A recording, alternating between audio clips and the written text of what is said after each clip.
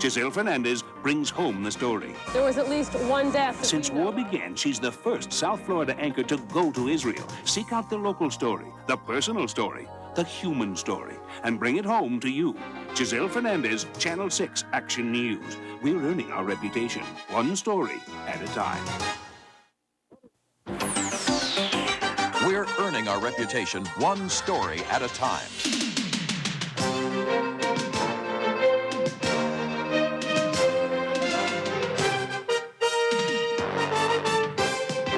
Now, John Hambrick and Giselle Fernandez, Channel 6 Action News. Another day of heavy Allied bombing. A warm South Florida welcome for an Air Force officer home from the war, while Iraqi radio issues a worldwide terrorist call to arms. And in response, it seems 3 terrorist-caused killings tonight. Good evening, I'm John Hambrick. And I'm Diana Morgan. Giselle is on special assignment tonight. Those killings occurred a world away from the war region. In Lima, Peru, anti-U.S. terrorists cut loose with machine guns and dynamite at the Peruvian subsidiary of the Coral Gables-based Wackenhut security headquarters. 3 company guards died, 7 people were injured. A terrorist bomb exploded today outside a bank in Beirut.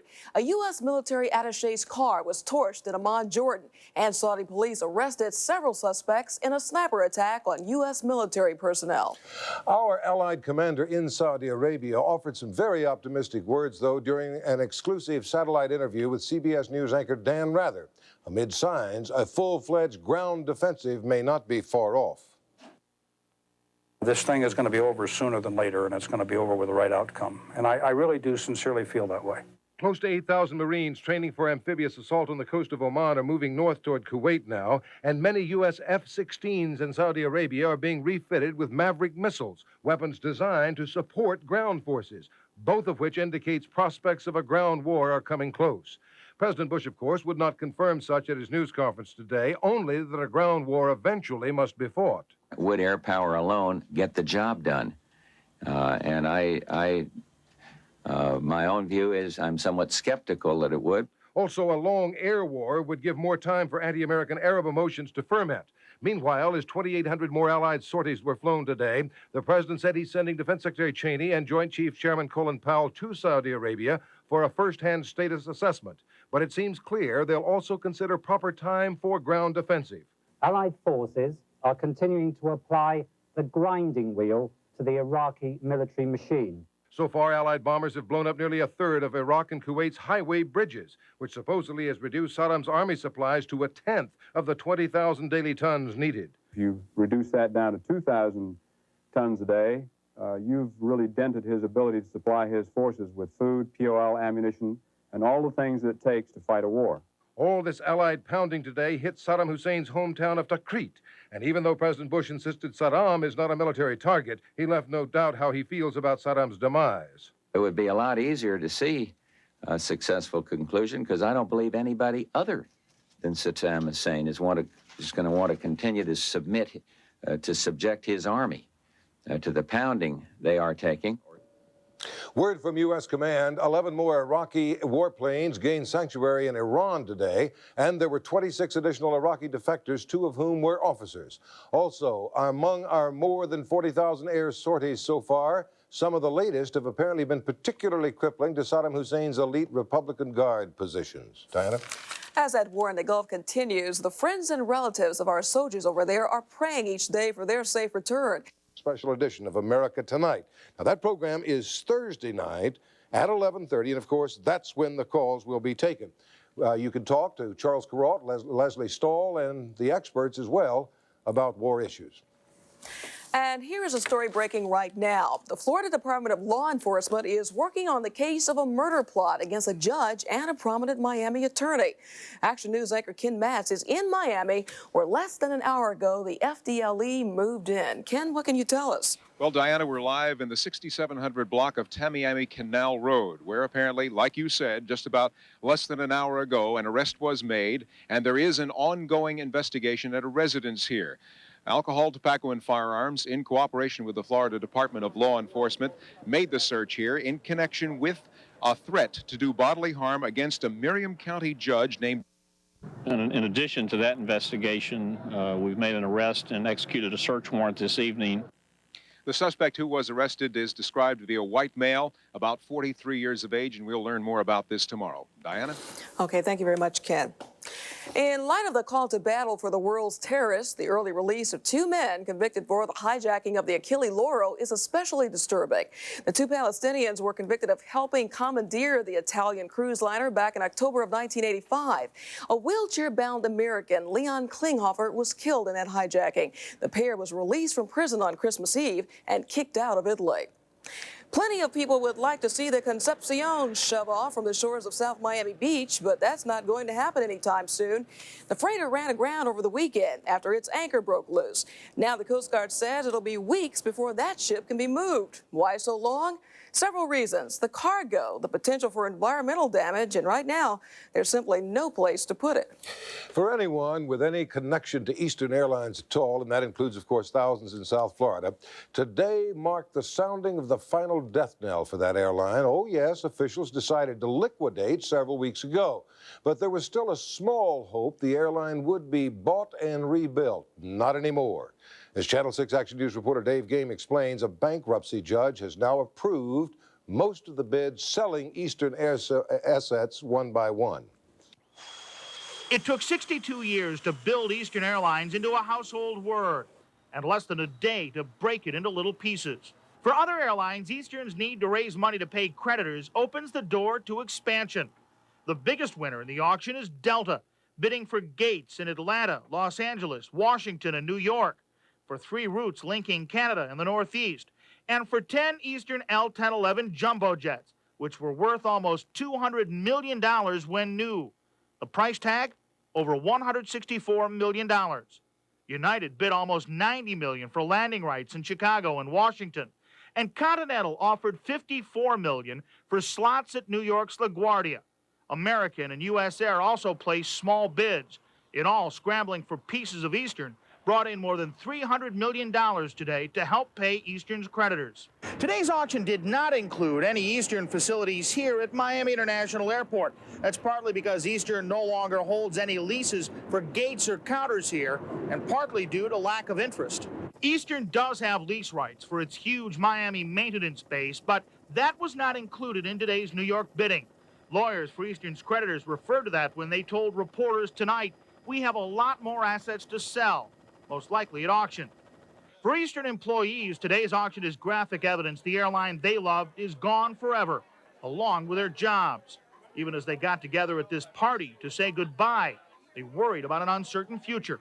For almost a great majority, it's still like, I don't know. I mean, if you were to go through this group of people and say, what are you going to do now? The pilots would say, I don't know. As hard as it is to lose their jobs, it's harder to see the airline they built being pulled apart. Pieces for sale to the highest bidder until it's gone or the bills are paid. Dave Game, Channel 6 Action News. And still to come on Channel 6 Action News, the controversial suicide machine. A judge pulled the plug. We'll have a Health Watch report. And tearful testimony in the trial of 2 accused cop killers. That I was on my own and that he was dying.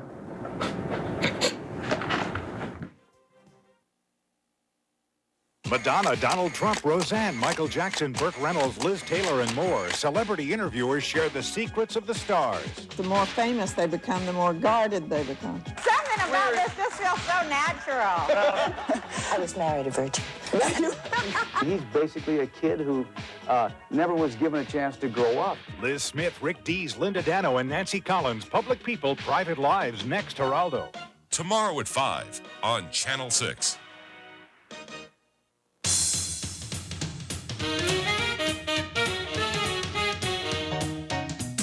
In Florida, there's always been one car that ruled the roadways. A car that made people sit up and take notice. It was true back then, it's true today.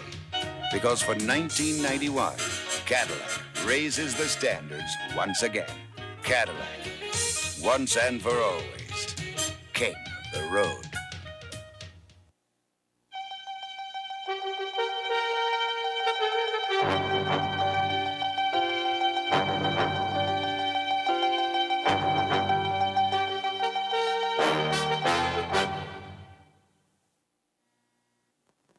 It's not an MRI or CAT scan. It's a PET scan. Only a PET scan shows coronary... Fastest aircraft. 1909, the Signal Corps Flyer, 30 miles per hour. 1932, the GB, 300 miles per hour. 1966, the SR-71 Blackbird Mach 3. Today, the DHL Worldwide Express van, faster to more countries than Federal Express, UPS, or any major express company. DHL, faster to more of the world. The state is expected to rest its case tomorrow in the trial of two men accused of killing Metro-Dade police officer Joseph Martin. Channel 6 Action News reporter Ileana Varela has been following that trial. And as she shows us, today, Martin's partner gave very emotional testimony. Samuel Velas, the alleged accomplice, bid his... Unattended by organizers of Miami's black boycott as they've tried to dissuade tourist dollars from coming here. And now they have expanded their focus and set their sights on the city's bid for a Major League Baseball team. The boycott people are threatening to block Miami's hopes for big league baseball unless blacks are included in the franchise application from beginning to end. Also, Gulf. Still to come, a man who's doing just that in a very high-tech way. And there's more. There's a lot more, like my whole weather forecast and also weather school. Are you ready? School's in session. Here's tonight's question. The U.S. city with the coldest average annual temperature is what? Duluth, Minnesota, Caribou, Maine, or Juneau, Alaska? Think about it. I'll be back with the answer in a moment. Kids, they really are different these days. A kid these days can be popular without being good looking. He doesn't have to be some big athlete to have a lot of dates. Republic Bank, we searched far and wide to bring one of the best groups of professionals together in investments, international banking, real estate, credit, corporate lending, and retail banking in virtually every area of banking and financial services. Now they're all here, under the direction of President Oscar Bustillo. Whatever your banking needs, come see us at Republic Bank, and we'll make beautiful music together. Really, what? Well, she was saying really warm. Very, throughout very the warm. Northeast. Yeah. Oh, yeah. Surprising. 70 in New York City. Can you believe it? In contrast, Alaska has wind chill advisories. I hate to even think of what it is there. Who cares? It's like saying, you know, Miami's sunny. Of course, it's cold there. And it's very warm here. Today we went up to, well, 77 degrees. As I said, New York City, 70. Very, very warm. This is unseasonably warm here all throughout the Northeast, and it's soon coming to an end. So we will once again hold the market on the warmth. Let's get outside behind the weather camera. Michael Oxy was in downtown Miami. Currently, 68 degrees in Miami, not that much cooler than it was at 6 o'clock. I think it was like 72. Kendall right now 68. Key West is still warm, 74. Surf temperature right now is 75 degrees. Winds, they're coming out of the northeast at about 5 miles an hour, and pressure's on the rise. Let's start off taking a look at Florida, see what we have, put it in motion, and yeah, a few little clouds here and there. Might see a passing sprinkle throughout tonight and once again tomorrow, but that's all it will be, is just a sprinkle, nothing to worry about, nothing that will bog us down with rain. But we do have some rain coming, and right now it's throughout, well, it was throughout the eastern portion of Texas. You can see it's moved through Louisiana and now is moving up into the Ohio Valley area. Quite a bit of moisture associated with it. Behind it, some cooler and drier air. We're going to experience both. We're going to get into the rain probably on Thursday and Friday, and into the cooler and drier air probably by the weekend. We'll put all the fronts on the map, put in motion. Here's what's expected to happen. Currently, we have high pressure over us. As I said, it'll continue to move to the east. Temperatures today, as I said, they were warm. 77 in Miami, topped off with 80 in Key West. Lauderdale also held 77. Here's my forecast for tonight. I'm calling for partly cloudy skies, a few scattered light sprinkles possible, 67 to 71. Tomorrow, pretty good looking day, just a slight chance of a passing shower, 77 to 81. If you're boating tomorrow, winds will be out of the east and then southeast at about 15 knots. Seas 3 to 5 feet, just a moderate 2 light chop on the bay. High tide 124. Sunrise early, 7:02. Here in the next 5 days, I won't see that sunrise. Thursday, as I said, we'll probably get into another frontal system. Should pass by Friday, leaving behind maybe a few clouds Saturday morning and then clearing out throughout the rest of the weekend. Okay, time for the answer to the question of the evening. Kind of a trick one, too. The U.S. city with the coldest average annual temperature is, what do you think it is, Diana? I picked A. Did you? Very Only because I good. used to live in the Midwest. You saw the 6 o'clock news. No, I guess before Very 6 o'clock. cool. We're trying to get principals and teachers and schools in Dade, Broward, and Monroe County involved in our weather school right in here at the station. We'll get you off the details. School starts March 6th with Channel 6 in our weather school. Thank you. Up next on Action News, Action Sports. With Steve Shapiro here with the highlights. I'm thinking about sports trivia school. That's pretty good. Go for it. I think it's a winner. In sports tonight, meanwhile, reaction to UM's new football league. Golfer Jan Stevenson comes back despite the mugging. So keep the peepers open just a little longer, Coach. We're back. 2 minutes. When you report the news at Channel 6, just covering stories isn't enough. So you ask questions no one else would think of. You take on problems no one else has time for. And you provide answers only an expert could know. Susan Candiotti investigates. Shame on You with Al Sunshine. And Dr. Steve Greenberg's Health Watch reports. Together, they're solving problems and getting results for you. At Channel 6 Action News, we're earning our reputation, one story at a time. When you anchor the news at Channel 6, you don't just sit behind a desk. You get to the scene. You get to the source. And when you do it right, you get to the heart of the story. For Giselle Fernandez, news isn't just something you report, it's something you feel. Getting the facts is important, but the real job is finding the truth. At Channel 6 Action News, we're earning our reputation, one story at a time. Okay. Hi, Steve. We got a lot Put to it get in high done. gear. All right, here we go. UM now part of a football conference. The Big East brings in 4 teams to form a football-only 8-team league. The existing teams are Miami, Syracuse, Pittsburgh, and Boston College, joined today by West Virginia, Virginia Tech, Temple, and Rutgers. Each will play at least 5 conference games by 1995. We really believe it's a great conference, going to be a great football league. We've added some very good teams, some outstanding teams with great football tradition, some other teams that will develop great football tradition, and I just really believe it's going to be an outstanding league.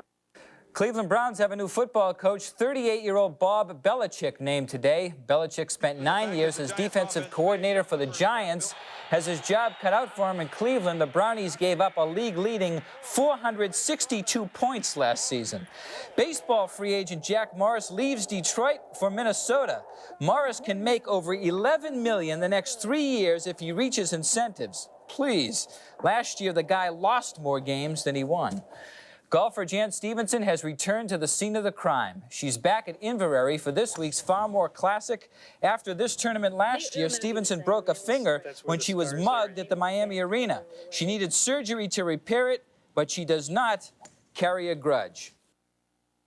That's the same as every city. I can't just blame Miami. I love the weather here, so I'm not going to hold it against Florida. How you doing? How's your finger? That's the big question we have for you. Well, it's doing a lot better. It's taken a long time to recover, and it'll never be the same appearance-wise, but at least I can play now without pain. That's good. Stevenson did not play in today's shootout. Nancy Lopez, Patty Sheehan, and Betsy King among 7 golfers playing 6 holes for $6,500. This is Rosie Jones putting, and here's how it works. High scorer on each hole is eliminated. Low ties are settled by a chip-off. Closest to the pin advances. So here we are in the last hole. Everyone out except Rosie Jones and this woman, Kathy Gehring. Gehring with a beauty to save par. They tie the hole, so they go to the chip-off to determine the winner. Closest to the pin wins. Gehring again. Winners share $2,000, and Kathy needs the money. I travel with my little 2.5-year-old son, and my husband's with me, and my mom's here to help watch him, so my expenses are a little more than the normal girl here. That's little Zachary. Heat at New Jersey tomorrow. Best of the rest tonight. Looks like the coach has a little gas. Detroit and Philadelphia. Turner misses for Philly. Lane Bear rebound. The touchdown to Dumars. What a play, coach. All right, here are the numbers. Detroit beat Philadelphia 107-98. Orlando wins. Atlanta by 4 over Cleveland. Minnesota by 1 over Utah. Dallas a winner. Golden State beat San Antonio. And a big fight in the high school game tonight between Miami High and Edison. Nobody was hurt, but both teams were ejected with 2 minutes left in the game. Miami was leading by 18. They'll figure out tomorrow what to do about the rest of the game. Tomorrow, also the first day, high school football seniors can sign up with the colleges they want to play for. UM coach Dennis Erickson in tight competition for one prize recruit. He wanted to go to Florida State, and his mother wanted him to come to the University of Miami. I've always been very good at recruiting mothers. See, I espouse to that philosophy. I think if the boss's wife likes you, you got it made. We'll have to talk that over during the commercial break. Thank you, Steve.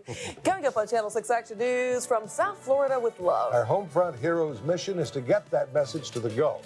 Next. The story, Israel under attack. Missiles crash into Tel Aviv. This is where the missile reportedly hit. Giselle Fernandez brings home the story. Families face the fear of chemical attack. Giselle Fernandez brings home the story. There was at least one death. Since war began, she's the first South Florida anchor to go to Israel, seek out the local story, the personal story, the human story, and bring it home to you. Giselle Fernandez, Channel 6 Action News. We're earning our reputation, one story at a time. The story, Eastern Airlines, from labor problems to financial troubles, from turnaround efforts to its final moments. And in the end, we simply ran out of time. Channel 6 Action News was there, reporting bankruptcy hearing results first, live, Shut the airline. preempting regular programming, It is time to look toward a future without Eastern. bringing you the complete story. Channel 6 Action News. We're earning our reputation, one story at a time. Some of the most well-known stars of the TV series LA Law are who's making news tonight, not for what they've done, but for what they won't do. Susan Day, Jimmy Smits, and Harry Hamlin all say that they will not, apparently, be returning to that popular series. Day, who plays attorney Grace Van Owen, had said for some time that she wouldn't be coming back next season. Smith's character, Victor Cifuentes, will only make cameo appearances, and Hamlin, who plays Michael Cusack, has not signed a contract. Tonight's Homefront hero is bridging the gap between South Florida and the Persian Gulf.